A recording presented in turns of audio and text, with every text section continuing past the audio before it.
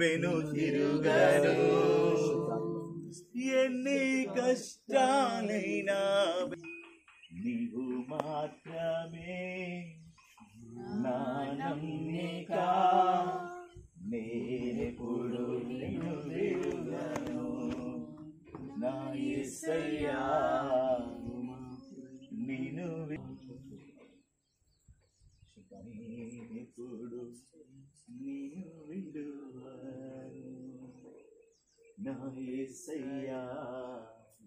నేనెప్పుడు నిన్ను విడువను.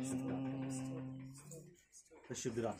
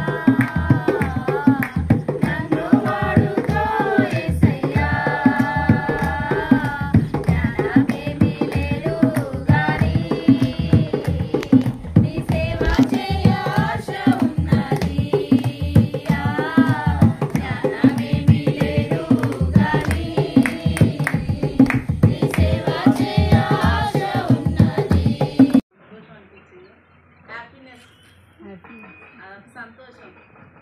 దేవుడికి మహిమ కలిగింది. నాకు ఇది రెండో ఆరాధన. ఇక్కడ పోయిన ఆదివారం నేను అనుకున్న ప్రభు నూతన ఆత్మలు రావాలని మేము ప్రార్థన చేసుకున్నందుకు 21 రోజు ఫాస్టింగ్ ప్రేయర్. ఇది దేవుడి సంకల్పం ఇప్పుడు కాదు, ఎన్నో సంవత్సరాలు ఇది ఎప్పుడంటే దాదాపు ఒక 4 సంవత్సరాల నుంచి దేవుడు నన్ను ఇక్కడికి నడిపిస్తాను. 5 సార్లు బాధ్యత ఇక్కడ పాస్టర్ గారు చెప్పిండు, అక్క నువ్వు ఇక్కడ ఉండాలి అక్క, దేవుడు పిలుపు ఇక్కడ ఉంది నీకు, నువ్వు ఇక్కడ స్థిరపడాలని అన్నాడు. అయినప్పటికీ నేను ఉండలే, బంగ్లాకి వెళ్ళిపోయేది, చెప్పకుండా పారిపోయేదాన్ని ఉండలేక.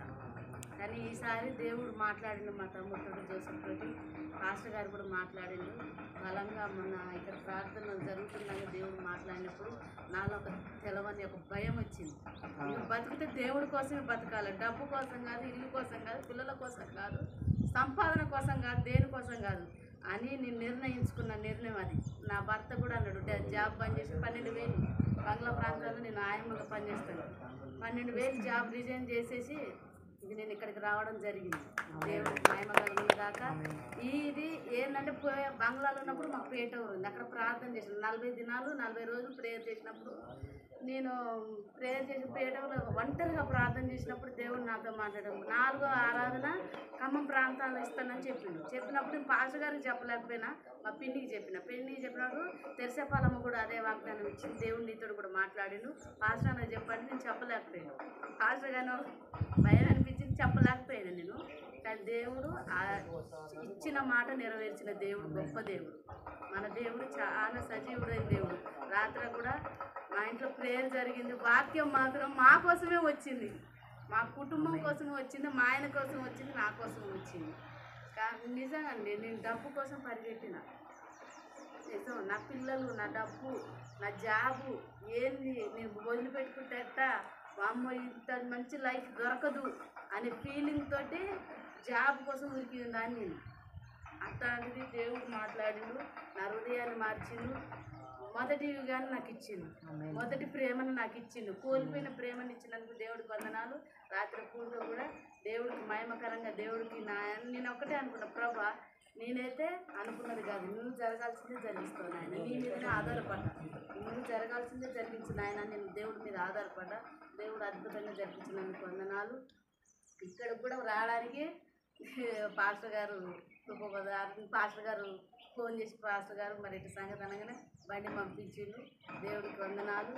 ఇక నా కుమారుడు నా కుమార్తె వాళ్ళిద్దరూ దేవుడి సన్నిధాలు చెప్పులు ఎత్తుకున్నా ఏం కాదు ప్రభా అని 15 సంవత్సరాల నుంచి అదే మొరపెడుతున్నా. దేవుడు అద్భుతంగా నా పిల్లల్ని పట్టుకున్నందుకు కోట్లాది వందనాలు. నా కుమార్తె మహిమ భరతు, నా కొడుకుని అందరూ మెట్లు కూడా ఎక్కనీయలే. ఈయన ఇవాళ చెప్తున్నా, నా కొడుకుని మెట్లు కూడా ఇంట్లోకి కూడా ఎక్కనీయలే, అలాంటి స్థితిలో ఉన్నాడు నా కుమారుడు. వాడికి ఉన్న దెబ్బలు బాధలు అసలు మీ ఇక ఎంత అంటే దూషింపబడ్డాడు. నేను ఒక్కటే అన్నా, దూషింపబడ్డాను నిన్ను పట్టుకునే దేవుడు అయ్యా అని. అప్పుడు ఇద్దరు పిల్లల్ని ఇట్లా పెట్టుకొని ప్రార్థన చేసిన. ఇవాళ నా కుమారుడు నేను చెప్తాను గర్వంగా దేవుడు భయభక్తుల్లో నడుస్తాడు. ఒక దెబ్బ కొట్టినా తల దించుకొని నిలబడతాడు. కానీ దేవుడు నిలబెట్టినందుకు వందనాలు. నా కుమారుడు హాస్టల్ ప్రాంతాలు పదతట్టు చదువుతాడు. నేను టార్గెట్ పెట్టుకుని నేను అనుకొని పోయినా, కానీ ప్రభుని అడిగిన, ప్రభు నిశ్చితం ఉంటే నడిపించే ప్రార్థన చేసుకొని పోయినా. నేను బంగ్లా ప్రాంతం తీసుకొద్దానికి పోతే సిస్టర్ పంపలే. నా ఆశ నిన్నటి ప్రేయర్లు ఉండాలి, ఇలా ప్రేయర్లు అటెండ్ కావాలని చాలా ఆశపడ్డా. కానీ దుష్టుడు రాని లేకుండా చేసిండు. అయినప్పటికీ దేవుడు ఇంకా నా కొడుకుని ఖమ్మం ప్రాంతాన్ని ఉంచుతాడని వాగ్దానం ఇచ్చిన దేవుడు అది నెరవేర్చుతాడు. ఇన్ని నెరవేర్చిన దేవుడు అది కూడా నెరవేర్చుతాడు దేవుడు. నాకు ఆ నమ్మకం ఉంది. నా కుటుంబం బట్టి కూడా మీరు కూడా ప్రార్థన చేయండి. ఇంకా నూతన ఆత్మలు ప్రతి ఒక్క ఆదివారం ప్రతి ఒక్క ఆత్మ రావాలని మీరు కూడా ప్రార్థన చేయండి. సంఘము ఇది విస్తరింపబడాలి. నా ఆశ ఒకటే, పని ఉన్నా లేకున్నా. ఒకప్పుడు మా తమ్ముడు జోసెఫ్ నేను అనేది ఒక లారీ వచ్చి గుద్దిన 2 కాళ్ళు పోయినా నూతనంగా సంతోషిస్తుంది. అంటే వాస్తవం చెప్పాలంటే ఈ నూతన వ్యక్తులు మన దగ్గర రాకముందుకే మనం ఆల్మోస్ట్ ఒక 21 days ఫాస్టింగ్ ప్రేయర్ చేసాం. కేవలం ఒక నూతన ఆత్మల ప్రాంతంలో దేవుని ఆరాధన బలంగా లేని స్థలాల్లో దేవుని ఆరాధన జరగాలన్నమాట. దైవసేవకులకు 21 రోజుల ఉపవాస ప్రార్థన మేము కూడా కంటిన్యూగా మీరు రావడానికి ముందు 21 days ఫాస్టింగ్ ప్రేయర్ జరిగినాయి.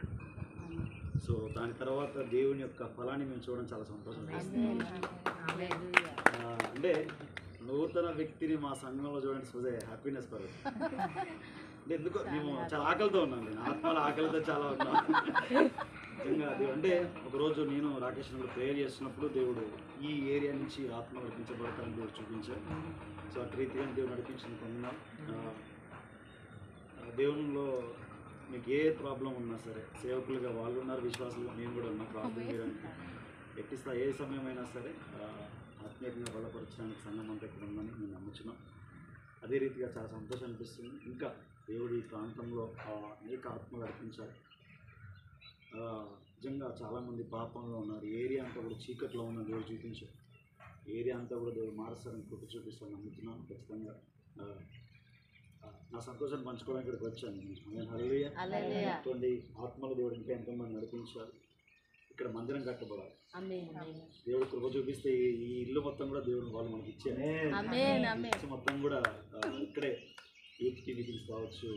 చాలా మాకు అన్న ఆలోచన ఏంటంటే ఈ ముందు కూడా దేవుడు మనకి ఇస్తే యూత్ కొంతమందికి యూత్ కూడా ఇక్కడే ఉంచి నడిపించాలని ఆశ మన అందరికీ ఉంది. చదివేటువంటి సహాయంగా చిన్న సాక్ష్యం దేవుడు ఇచ్చినారు.